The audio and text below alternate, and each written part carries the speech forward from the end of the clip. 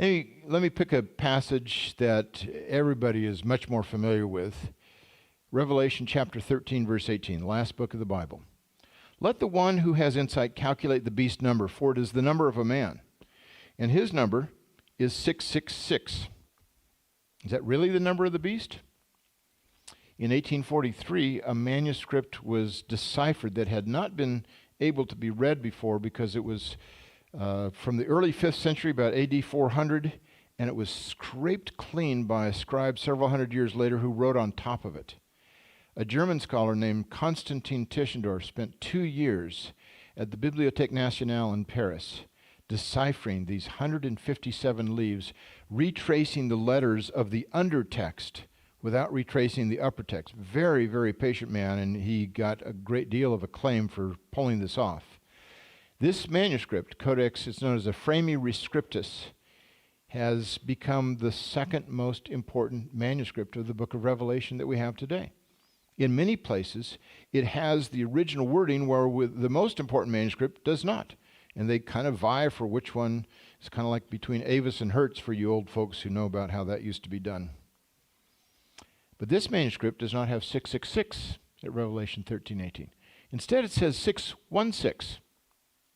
That was the only manuscript that we knew of that had that until 1998, when at the Ashmolean Museum of Oxford University, several papyri were published, and one of them that was just 26 fragments of a manuscript that was spread out over 9 chapters in Revelation. Papyrus number 115 is now the oldest manuscript we have for this passage. And that manuscript also says the number of the beast is 616. So one of the most important manuscripts and the oldest manuscript of this passage say the number of the beast is 616. I've had the privilege of seeing both of these in the flesh, and it's been exciting. I could confirm it. I saw them under a magnifying glass, microscope, and absolutely that's what the original text of these 2 manuscripts says, is 616. Now, most scholars who've wrestled with this have said, we're not sure. We still think 666 is probably the original wording here.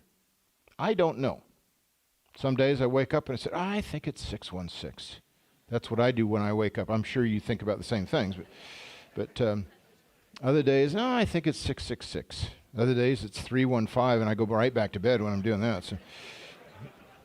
But here's the thing.